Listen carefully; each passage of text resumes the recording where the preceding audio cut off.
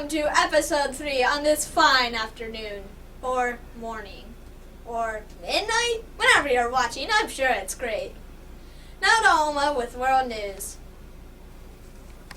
Hi, I'm Alma, and I'm just erupting with news, and I can tell you why. A volcano on the island of Bali erupted, and the volcano is called Mount Agung. The white and gray plumes of ash that spew from its top are deadly to breathe in, so people living near the volcano must evacuate. Yet some are staying at home to avoid the destruction of their farms or other property. Now almost 40,000 people have to stay in shelters. It was so big that you could probably see it in space. Okay, I'm exaggerating. Well, maybe the astronauts who were there on Thanksgiving know. I know Thanksgiving is a long time ago, but still pretty interesting to know that some astronauts ate Thanksgiving dinner in space instead of enjoying home-cooked meals. They feasted on the contents of packages containing cornbread stuffing, candied yams, mashed potatoes, and finally a delicious cranberry apple dessert. All you have to do to make it edible is add water to it and warm it up a little bit in a microwave. In case you were wondering, we aren't professional gamer people, but we do make pretty cool YouTube videos. So instead of talking about the usual new video games that are coming out soon, we're going to talk about board games. Now, I know that some people think that board games aren't as fun, and really, sometimes they are pretty boring. I do admit that. But they're especially boring or not as interesting when people cheat, and it lowers the suspense. So don't be like Alan Simmons, who cheated playing an important game of Scrabble. Yes, they do have very important Scrabble competitions. Very intense.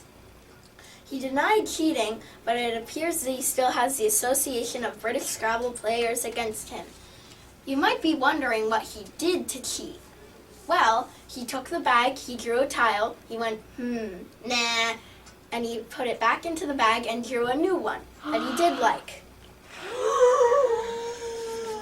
So now, Alan is pretty much suspended from pro Scrabble playing for 3 years.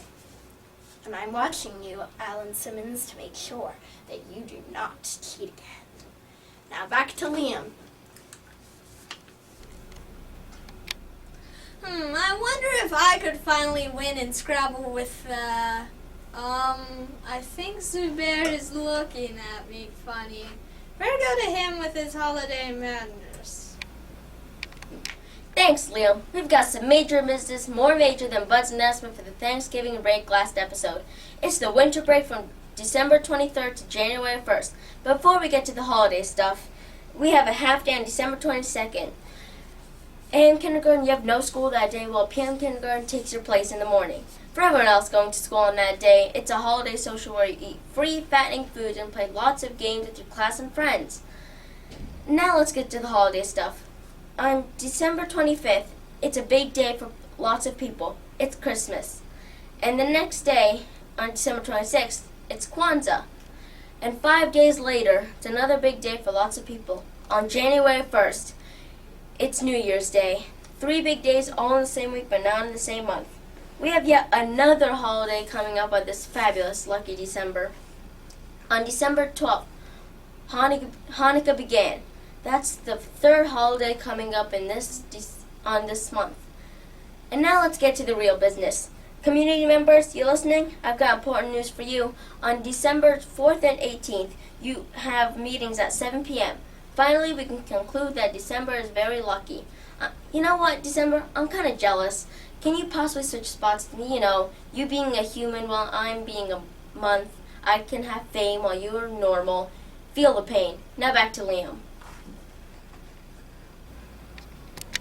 Oh boy, I think I'm holidayed. I need to lie down. Quick, Bud, cure me with your jokes. Thanks, Liam. Again, I'm Bud, and if I move over here, doesn't it look like I'm getting eaten?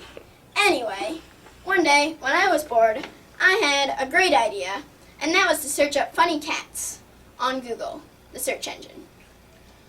I found this. Towel cat. I know what you're thinking. You're probably thinking of this. A towel with a cat on it. But no, that would be boring. And why would I show this? Why would I show that? I'm talking about Towel Cat. And that is a cat that's on a towel hanger and appears to be a towel. Now, if this were actually a towel, this would probably be a half-star towel.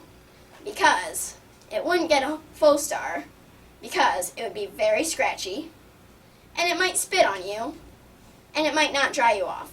Now, the spit would be germy, so you'd have to take a new shower. And that would be sad. Or would it? Beware of the towel cat. It will waste your water. Didn't like that joke? Guess what? I think I have a better one. Mom said it's pretty bad, but I think it's really good. What happens if you give a cat a kit of rocks? You get a rockin' Kit Kat. Now, maybe Liam will be cured from his holidayzatosis. Let's see him.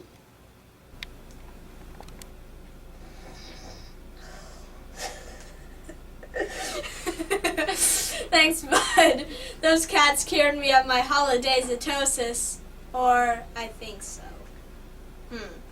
Usually when I'm sick, I read a book. Anissa, have any good books for me?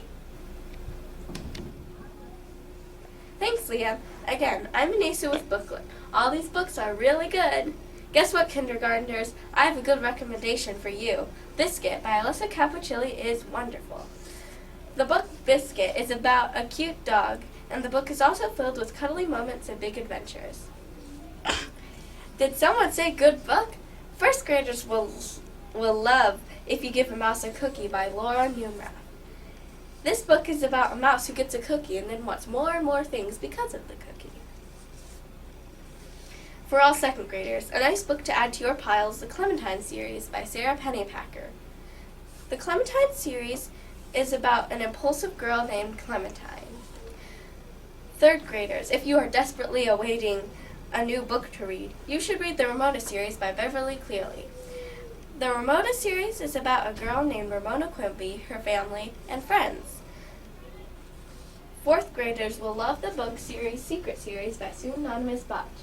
The Secret Series is about some characters who are trying to find an ancient secret. All fifth graders will love the book series Keeper of the Lost Cities by Shannon Messenger. Keeper of the Lost Cities is about a girl who discovers she is not actually human, but something other.